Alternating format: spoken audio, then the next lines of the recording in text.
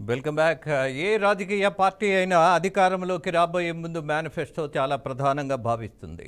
అందులో చేయగలిగేది, అలాగే వారు నమ్మగలిగింది, చేయాలనుకున్నటువంటి విషయాలను ఎలా చేయగలమో చెప్పేటటువంటి విధానం కూడా ఉంటుంది. ఆ నమ్మకమే మేనిఫెస్టోలో ఎప్పుడూ రిఫ్లెక్ట్ అవుతూ ఉంటుంది. ఇవాళ వైఎస్ఆర్సీపీ పార్టీ మేనిఫెస్టో చూసినప్పుడు నాకైతే ఒక జర్నలిస్ట్గా అనిపిస్తున్నది ఒకటి, the most confidence. Whether it is good or bad, what ever it may B, దాని మీద చర్చ కాదు నాకు ఇక్కడ. బట్ రాజధానికి సంబంధించి ముఖ్యమంత్రి తీసుకున్నటువంటి నిర్ణయం ఇవాళ ఖచ్చితంగా సాహసోపేతమైనది అని చెప్పాల్సిన పరిస్థితి ఉంటుంది. ఇక మూడోది, ఆయన నమ్ముకున్నటువంటి నవరత్నాలు: 1 విద్య, 2 వైద్యం, 3 వ్యవసాయం, 4 ఉన్నత విద్య, 5 నాడు నేడు, 6 పేదలందరికీ ఇళ్ళు, 7 మహిళా సాధికారత, 8 సామాజిక భద్రత, 9 అభివృద్ధి. ఈ 9ని నమ్ముకున్నటువంటి నాయకుడుగా, ఇదే నా పార్టీ ఎజెండాగా, ఎటువంటి విషయాలైనా సరే వీటిని మాత్రం ఎవ్వరూ అడ్డు చెప్పలేరు, అడ్డుగా నిలబడలేరు. ఎవరు ఉన్నా లేకున్నా నేనున్న తర్వాత ప్రజల కోసం ఖచ్చితంగా న్యాయం చేయగలిగే వ్యవస్థను నేను క్రియేట్ చేశాను అన్నారు. కారణం, వాలంటీర్ల వ్యవస్థను చాలా ఒక ఎక్స్పెరిమెంటల్గానే కాదు, చాలా ప్రయోజనకరంగా ప్రజల వద్దకు 50 కుటుంబాలకు ఒక వాలంటీర్ ఉండటం అనేది, అది ఎవరికి ఇష్టమున్నా ఇష్టం లేకపోయినా, కొన్ని లోపాలున్నా లేకున్నా దాన్ని ఒప్పుకోవలసిందే. కారణం, ప్రజలకు వాళ్ళ ఇంటి వద్దకే వెళ్ళి అనేకమైనటువంటి సర్వీసెస్ ఇవ్వటం. మీకు బర్త్ సర్టిఫికెట్ కావాలా? You don't need to go to any office, you don't need to consult any officer. What ever you want you can apply. మీకు ఇంటికి తీసుకొచ్చే విధానం మొట్టమొదటిసారిగా ఆంధ్రప్రదేశ్లో ప్రవేశపెట్టబడినటువంటి పథకం అది. అలాగే వీళ్ళు పార్టీ కార్యకర్తల అన్నటువంటి వివాదం కూడా కొద్ది రోజులు నడిచింది. కారణం ఏంటంటే, మేనిఫెస్టో ప్రకటించినటువంటి ఇదే పార్టీ ఇవాళ ఉన్నటువంటి వాలంటీర్లందరూ మా వాళ్లే అనడంలో ఒక రాంగ్ మెసేజ్ వెళ్ళిందేమో అన్నటువంటి వివరణ కూడా మనం తీసుకోవచ్చు, అలా భావించవచ్చు. ద రీజన్ ఈజ్ దట్, మరొక ఉపమానం కూడా మనం తీసుకోవాలి. రాజధాని ఇవాళ అమరావతి ప్రాంతంలో ఉన్నటువంటివి అన్నీ 2019లో ఆ రోజు ఉన్నటువంటి ప్రభుత్వం చెప్పిన మాట, ఇవి తాత్కాలికమైనటువంటి భవనాలు అనంటే, భవనాలు తాత్కాలికం కాదు, అక్కడ పెట్టినటువంటి ఆఫీసులు మాత్రమే తాత్కాలికంగా అక్కడ పెట్టాము అని చెప్పినటువంటి మాట విరుద్ధంగా వెళ్ళింది.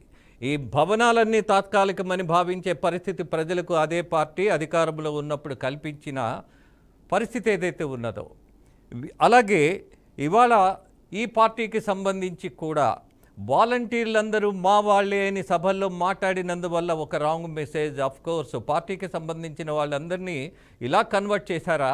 గతంలో టీడీపీ ప్రభుత్వం ఉన్నప్పుడు జన్మభూమి కమిటీలని కేవలం పార్టీ కార్యకర్తలనే ప్రోత్సహించిందని, దానివల్ల ఆ పార్టీ పూర్తిగా నష్టపోయిందని, ఆ అనుభవాన్ని ఆ పార్టీ కూడా గుర్తు చేసుకుంటూ, వాలంటీర్ల వల్ల వైఎస్ఆర్సీపీ ప్రభుత్వం మనకంటే మెరుగ్గా ఒక ప్రయోజనాన్ని పొందగలుగుతుందేమో అన్నటువంటి విషయం కూడా ఇవాళ మనకి స్పష్టంగా తెలిసిపోతుంది.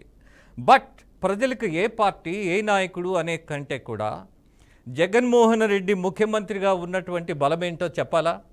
అతని యాటిట్యూడ్. మనసులో ఏముందో ఏమో ఎవరికి తెలీదు, కానీ ప్రతి వాళ్లను ఆప్యాయంగా దగ్గరికి తీసుకోవడం, పలకరించటం, చేతితో తన స్పర్శను తెలియచేయటం, ఆ ప్రేమను వాళ్ళ దగ్గర వ్యక్తీకరించేట్టు, ఆ ప్రేమ వల్ల వాళ్ళు ఒక రకంగా బెండ్ అయిపోతారు. కారణం, ఒక ముఖ్యమంత్రి స్థాయిలో ఉన్న ఆయన ఐఏఎస్ ఆఫీసర్ని, అన్నా ఇది నా భార్య వండిన వంట, మీకోసమే వండింది, కొంచెం తినండి అన్నా అని వడ్డిస్తే ఎలా ఉంటుంది? ఎవరైనా ఫిదా అయిపోతారు. That the prime fact of the leader. ఆ ప్రైమ్ రీజన్ ఏంటి అని అంటే ఇదే అప్రోచ్. మంచి చేస్తున్నాము అనే దానికంటే కూడా మంచి చేస్తున్నాము అని నమ్మించటం అనేది రాజకీయ నాయకులకు ఉండవలసినటువంటి మొట్టమొదటి లక్షణం. అబ్రహాం లింకన్ ఆయన ఒకటే ఒక మాట చెప్పారు. ఒకప్పుడు ఆయన అమెరికా అధ్యక్షుడిగా ఉన్నప్పుడు, లేనప్పుడు కూడా చెప్పింది ఒకే ఒక మాట. రాజకీయ నాయకులు ఎంతవరకు నిజాయితీగా బాధ్యతగా ఉన్నారు అనే దానికంటే కూడా ఉన్నాము అని ప్రజల్ని నమ్మించటము అనేది ప్రధానమైనటువంటి లక్షణంగా ఉండాలి అన్నది మాత్రం ఇవాళ లక్షణమైనటువంటి విషయంగా మనం భావించాలి. అందుకే అంటున్నా, ఇవాళ ముఖ్యమంత్రిగా ఉన్నటువంటి జగన్మోహన్ రెడ్డి యొక్క అప్రోచ్ కొంత హార్ట్ టచింగ్గా ఉండటం అనేది ఆయనకి ప్లస్ పాయింట్. అలాగే ఆయన మేనిఫెస్టో చూసినప్పుడు కేవలం ఎస్సీ ఎస్టీ వర్గాలకు బీసీలకు సంబంధించి, అలాగే అభివృద్ధి వైపు, అలాగే అమ్మల పట్ల, అలాగే విద్య పట్ల, వైద్యం పట్ల, వ్యవసాయం పట్ల మేము కమిటెడ్గా ఉన్నాము అని మాత్రం ఆయన చాలా స్పష్టంగా తెలియజేస్తున్నారు. ఈ 5 సంవత్సరాల్లో ఏం జరిగింది ప్రజలు నిర్ణయించుకుంటారు. ఎనీహౌ, ఓకే శ్రీనివాస్, విజయవాడ నుంచి మీరు రిపోర్ట్ చేయండి. సార్, ఇప్పుడు వైసీపీ ప్రవేశపెట్టినట్టు ఏదైతే ఈ మేనిఫెస్టో ఉందో, ఈ మేనిఫెస్టోని ఈ రోజు నుంచి మొదలుకొని నేతలు పెద్ద ఎత్తున ప్రజల్లోకి తీసుకెళ్లబోతూ ఉన్నారు. అయితే ముఖ్యమంత్రి జగన్మోహన్ రెడ్డి తాను అధికారం చేపట్టిన తర్వాత తన ప్రతిపక్షంలో ఉన్నప్పుడు ప్రవేశపెట్టినటువంటి మేనిఫెస్టో ఏదైతే ఉందో, 2019లో ప్రవేశపెట్టిన మేనిఫెస్టో ఏదైతే ఉందో దానికి నవరత్నాలు అని పేరు పెట్టారు. సో ఇప్పుడు 2024లో తన ముఖ్యమంత్రి హోదాలో ప్రవేశపెట్టినటువంటి మేనిఫెస్టో ఏదైతే ఉందో దానికి 9 అంశాలనే జోడించారు ఇందులో. సో ఈ 9 అంశాలు కూడా ప్రభుత్వాన్ని మరొకసారి రూల్ చేయడానికి, 2024 రూల్ చేయడానికి సరిపడేటువంటి అంశాలు ఏవైతున్నాయో ఈ మాత్రమే నేను ఇందులో ప్రవేశపెట్టాము. పోతే ఇక్కడ నుంచి 15 ఏళ్ళు అధికారంలో ఉండడానికి కావాల్సినటువంటి అంశాలను మాత్రం అందులో పెట్టాను. నేను సాధ్యమైనంత వరకు ప్రజలకి భద్రత కల్పిస్తూ, సంక్షేమాలు ఇస్తూ, సాధికారత చూపిస్తూ, మహిళలకి అండగా నిలబడుతూనే కాకుండా నేను చేయగలను అంటే జీడిపి వృద్ధి రేటు ఏ పరిస్థితుల్లో ఉందో చూసుకుని, ఈ రాష్ట్రాన్ని పరిస్థితి ఏంటో చూసుకుని, రానున్న రోజుల్లో నిరుద్యోగులకు ఉపాధి కల్పించాలన్నా, చదువుకోని వాడికి ఉపాధి కూలి కల్పించాలన్నా, ఉద్యోగులకి అన్ని వనరులు కల్పించాలన్నా, ఏది చేయాలన్నప్పటికీ రాష్ట్రానికి నాకు జీడిపితో ఉన్నటువంటి అంశం అయితే ఉంది. కాబట్టి నేను గతంతో పోలిస్తే జీడిపిని పెంచుకుంటూ వచ్చాను. పెంచుకుంటూ వచ్చిన పరిధిలోనే నేను ఈ సంక్షేమ పథకాలు ఇవ్వగలిగాను. దాదాపు 2,79,000 కోట్ల రూపాయలు నేను ఇప్పటివరకు డీపీటీల ద్వారా ప్రజలకు సంక్షేమ పథకాలు ఇచ్చాను. ఇది అన్నీ కూడా అప్పులతో పాటు, సంక్షేమాలతో పాటు, అంటే వృద్ధి రేటుతో పాటు అప్పు చేసుకుంటూ వృద్ధి రేటుని డెవలప్ చేస్తూ, అదేవిధంగా అప్పును తీరుస్తూ కూడా డెవలప్మెంట్ అంటే మిగతా అంశాలు, ఇటు మెడికల్ కాలేజీలు కావచ్చు, ప్రాజెక్టులు కావచ్చు, అంశాలను కూడా డెవలప్ చేసుకుంటూ సమానంగా నేను పనిచేసుకుంటూ వెళ్ళాను అని చెప్తూ మొదలుపెట్టారు. సో ఆ అంశాలన్నింటినీ కూడా కూలంకషంగా చెప్తూ నాకు ఇది ఆ నవరత్నాలతో పాటు ఈ 9 అంశాలతో పాటు ప్రవేశపెట్టినటువంటి ఇది ఏదైతే ఉందో నవరత్నాలు ప్లస్గా మాత్రం వైసీపీ శ్రేణులు చెప్పుకుంటూ ఉన్నారు. అయితే దీన్ని పెద్ద ఎత్తున రేపటి నుంచి ప్రజల్లోకి తీసుకెళ్లేటువంటి పరిస్థితి ఉంది. అయితే ప్రజల్లోకి వెళ్ళిన తర్వాత ఇప్పుడుగా ప్రతిపక్షాలు ప్రవేశపెట్టినటువంటి మేనిఫెస్టో ఏదైతే ఉందో ఆ మేనిఫెస్టోకి సంబంధించినటువంటి ఈ మేనిఫెస్టోని దగ్గరగా చూస్తే కనుక ఆ మేనిఫెస్టోలో అంటే ప్రజల్ని ఆకర్షించే అంశాలు చాలా తక్కువగా ఉన్నప్పటికీ కూడా సాధ్యపడిగా అంటే చేయలేనటువంటి అంశాలని చాలా వరకు ప్రతిపక్షాలు చెప్తూ ఉన్నాయి. అధికారంలో ఉన్న నేను మాత్రము చేయగలిగినట్టు మాత్రమే పరిశీలించి నేను చెప్పడం జరిగింది. ప్రజలు నా వైపు ఉన్నారు, నన్ను నమ్ముతారు. ఇప్పటివరకు 99.5% గతంలో ఇచ్చినటువంటి మేనిఫెస్టోని నేను అమలు చేశాను కాబట్టి ఈ మేనిఫెస్టోని అమలు చేయగలుగుతాను. ప్రజలు ఆశ ఉంటుంది కానీ అత్యాశకు పోరు అనేది నేను నమ్ముతున్నానని చెప్పని ముఖ్యమంత్రి స్వయంగా చెప్పడం కూడా జరిగింది సార్. అలాగే కడప నుంచి సురేంద్ర, ఈ మేనిఫెస్టోలో మనకు కనపడుతున్న ప్లస్ పాయింట్స్ ఏంటి? గతానికి ఇప్పటికీ ఈ పార్టీ ప్రజలు నమ్మించేటటువంటి ప్రయత్నంలో ఎన్నికల సందర్భంగా తీసుకురాగలిగినటువంటి, చేయగలిగినటువంటి, ప్రాక్టికల్గా ఇవాళ ముందుకు తీసుకొచ్చినటువంటి మేనిఫెస్టోలో అంశాలను మనం తీసుకుంటే ఏంటి ప్లస్ ఏంటి ఈ పార్టీకి?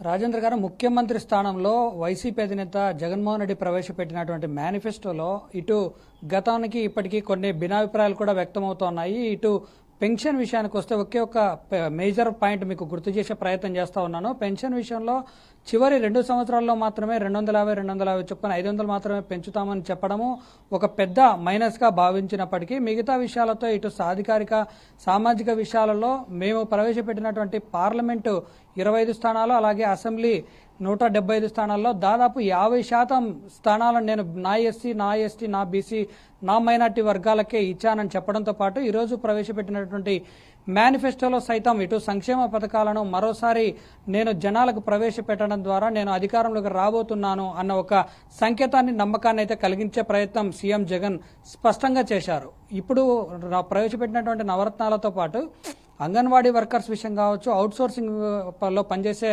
ఉద్యోగుల విషయంలో కావచ్చు ఒకంత ముందడుగేసి వాళ్ళకు కూడా ఈ నవరత్నాలు అమలు అవుతాయని చెప్పడంతో ఒకంత హర్షించదగినటువంటి విషయంగా భావించవచ్చు. అలాగే ప్రభుత్వ ఉద్యోగులకు సంబంధించినటువంటి తమ పిల్లలు విదేశీ విద్య చదివే వాళ్ళు ఎవరైతే ఉన్నారో దానికి తగిన రుణాలకు సంబంధించిన వడ్డీలో కూడా నేను భాగస్థుని అవుతానని చెప్పడం, అంటే ఈ రెండు విషయాలు కొంత డిఫరెంట్గా అనిపించినప్పటికీ ఇటు ప్రభుత్వ ఉద్యోగులకు, ప్రైవేటు ఉద్యోగులకు ఇద్దరికి కూడా సమాన దూరాన్ని చవి చూపిస్తున్నాననే ఉద్దేశాన్ని అయితే అందరికీ తెలియజేసే ప్రయత్నం జరుగుతూ ఉంది. ఇప్పటి వరకు ప్రవేశపెట్టినటువంటి పథకాలతో పాటు దాని కొనసాగింపు దిశగానే మరిన్ని సంక్షేమ పథకాలు అమలు చేయడంతో పాటు ప్రతి సంక్షేమ పథకాన్ని డబల్ చేయడం ఇప్పుడు అందరికీ ఒక ఆసక్తికరంగా మారింది. అలాగే అమ్మఒడిని మొదలు పెట్టుకుంటే 13,000 అంటే 15,000 ఇస్తా ఉన్నారు. దాంట్లో 2,000 రూపాయలు మెయింటెనెన్స్ ఖర్చుల కింద తీసుకుంటున్నారు కాబట్టి దాని కాస్త 2,000 పెంచి 17,000 రూపాయలు. ఇది ప్రతి ఒక్కరికి, అంటే పుట్టినటువంటి ప్రతి పిల్లాడు కూడా స్కూల్కి వెళ్ళేటువంటి దశలో మహిళలకు ప్రధానంగా గుర్తొచ్చేది విద్య చదివించుకోవడము, అలాగే వైద్యానికి కూడా పెద్దపీట వేస్తున్నాను. ఆరోగ్యశ్రీ మరోసారి కంటిన్యూ చేస్తా పోతా ఉన్నారు. దీన్ని ఆపే శక్తి ఏ రాజకీయ పార్టీలకు లేదని చెప్పడంతో పాటు 2014 ఎన్నికల్లో కూటమి జతకట్టినటువంటి నేపథ్యంలో వాళ్ళు ఏదైతే చేయలేకపోయారో, అంటే సాధ్యం కానివి నేను ఎట్టి పరిస్థితుల్లో కూడా మీ ముందుకు తెచ్చే ప్రయత్నాన్ని చేయట్లేదు, నా వల్ల అవుతుంది, సాధ్యమవుతుంది, నేను చేయగలను అనే విషయాలు మాత్రమే మీ ముందుకు తెస్తున్నానని జనాలను నమ్మించే ప్రయత్నంలో ఒకవైపు జగన్ మేనిఫెస్టో ద్వారా సక్సెస్ అవుతున్నాడు అనేది ఇప్పటి వరకు ఉన్నటువంటి అభిప్రాయం వ్యక్తమవుతుంది. ఓకే, అలాగే మురళి, మీరున్నటువంటి నెల్లూరు జిల్లా వైఎస్ఆర్సీపీ పార్టీకి సంస్థాగతంగా చాలా బలమైనటువంటి కంచుకోటగా ఉండేటటువంటి పరిస్థితి ఉండేది. దాంతోపాటు ఇవాళ ఆంధ్రప్రదేశ్ మొత్తం ప్రజలు గమనిస్తున్నటువంటి ఒకే ఒక మేనిఫెస్టో వైఎస్ఆర్సీపీ పార్టీది. ఈ నేపథ్యంలో ఇవాళ మన ఇద్దరు మిత్రులు చెప్పినట్టుగా ఈ రాష్ట్రానికి సంబంధించి చేయబోయే మంచి ప్రకటించినటువంటి ముఖ్యమంత్రి మీద నమ్మకం ఉంచి మళ్ళీ అనేక పథకాలను డబల్ చేసినటువంటి ఒక ధైర్యమో, మొండితనమో, whatever it may be, ఇది ప్రజలను ప్రభావితం చేసే పరిస్థితి ఉందంటారా మురళి?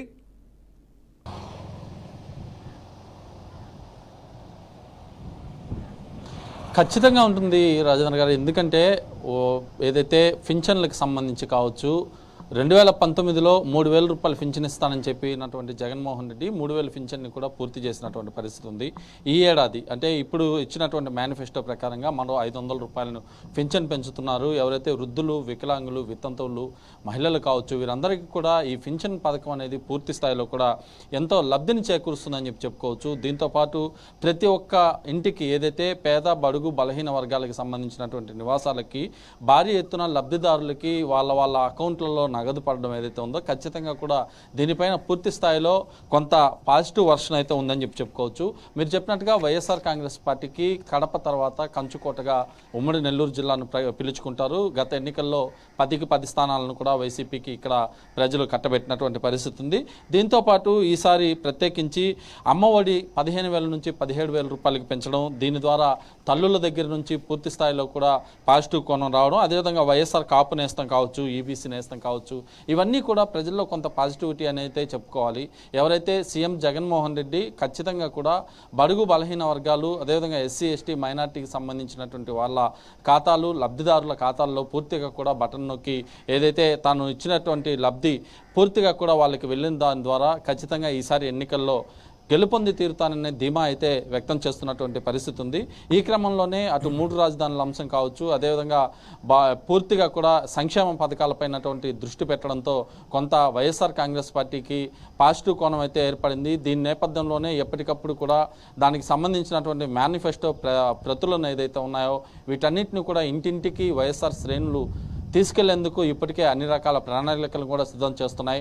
ఇప్పటికే ఆ ప్రతులు ఏదైతే ఉంటాయో అక్కడ నుంచి, విజయవాడ నుంచి, అమరావతి నుంచి ప్రతి ప్రాంతానికి కూడా చేరుకోగానే ఇటు వాలంటీర్లు ఎవరైతే రాజీనామా చేసి తిరుగుతున్నారో వాళ్ళు కావచ్చు, అదేవిధంగా పార్టీ కార్యకర్తలు కావచ్చు, పార్టీ శ్రేణులు కావచ్చు, వీళ్ళంతా కూడా ప్రతి ఇంటికి మేనిఫెస్టో ప్రతులను తీసుకెళ్లి ఇచ్చి ఖచ్చితంగా కూడా వచ్చే ఎన్నికల్లో వైఎస్ఆర్ కాంగ్రెస్ పార్టీకి మరోసారి అధికారం ఇవ్వాలని కోరుతున్న పరిస్థితి ప్రస్తుతం కనిపిస్తోంది. ఎస్ మురళి, మరొక విషయాన్ని గుర్తు చేస్తా, వచ్చే 5 ఏళ్లలో పూర్తి చేస్తాము అన్నటువంటి పథకాలను 1 పోలవరం ప్రాజెక్ట్, 2 17 మెడికల్ కాలేజీల నిర్మాణంలో ఉన్న 4 పోర్టులు, 10 ఫిషింగ్ హార్బర్లు, 6 ఫిష్ ల్యాండింగ్ సెంటర్లు, అలాగే 4ది భోగాపురం ఎయిర్పోర్ట్, 5 ప్రభుత్వ బడులు, హాస్టళ్లు, అంగన్వాడీలు, ఆసుపత్రులు, నాడు నేడు, అలాగే పేదలందరికీ ఇళ్ల స్థలాలు, మొదలుపెట్టిన ఇళ్ల నిర్మాణం విప్లవం మొత్తం పూర్తి చేస్తాము అన్నటువంటి ఒక హామీ ఇస్తున్నారు. ఇక భూముల రీసర్వే, మరొకటి aqua university, law university, doctor Abdul Haq university, గిరిజన ఇంజనీరింగ్ కాలేజీ, గిరిజన యూనివర్సిటీ, ఇప్పటికి మొదలుపెట్టిన అగ్రి టెస్టింగ్ ల్యాబులు, కోల్డ్ స్టోరేజీలు, గోడౌన్లు, ఫుడ్ ప్రాసెసింగ్ సెంటర్లు, ఇలా అనేకమైనటువంటి పథకాలను వచ్చే 5 ఏళ్లలో పూర్తి చేస్తాము అని ప్రకటించినటువంటి ఈ మేనిఫెస్టో ప్రజల మధ్యకు ఇవాళ వచ్చింది. వీటి ఫలితం రేపు ఎన్నికలలో కనబడబోతోంది. నమ్మకమా అపనమ్మకమా, అలాగే విజయమా అపజయమా, ప్రజలు ఎలా తీసుకోబోతున్నారు, నాయకుడు దీన్ని ఎలా ముందుకు తీసుకెళ్లబోతున్నారు అన్నటువంటి అంశం మీద ఆధారపడి ఉంటుంది. నా జిల్లాలకు సంబంధించిన నా కొలీగ్స్ ముగ్గురు, శ్రీనివాస్, అలాగే సురేంద్ర అండ్ మురళి, మీ ముగ్గురికి ధన్యవాదాలు తెలియజేస్తూ మరొక విషయాన్ని ఈ రాష్ట్ర ప్రజలందరికీ గుర్తు చేస్తున్నా. ఈ రాష్ట్రంలో ఏ రాష్ట్రమైనా సరే 2 తెలుగు రాష్ట్రాలలో ఏ నిమిషంలో ఎక్కడ ఎప్పుడు ఏ అవసరం వచ్చినా బీఆర్కే న్యూస్ ఇమ్మీడియట్గా లైవ్లో మీకు ప్రజెంట్ చేయగలిగేటటువంటి పరిస్థితి, టెక్నాలజీ ఉన్నది, నెట్వర్క్ ఉన్నది, అలాగే మాకు ఒక లక్ష్యం ఉన్నది. ఆ లక్ష్యం వైపు ప్రజల ఆలోచనను తీసుకెళ్లేటటువంటి సంవిధానంలో కలిసి ముందుకు వెళ్ళేటటువంటి ప్రయత్నం నిరంతరం జరుగుతుంది అన్నటువంటి ఒక విషయాన్ని తెలియజేస్తున్నా. At the same time we have a commitment for the people.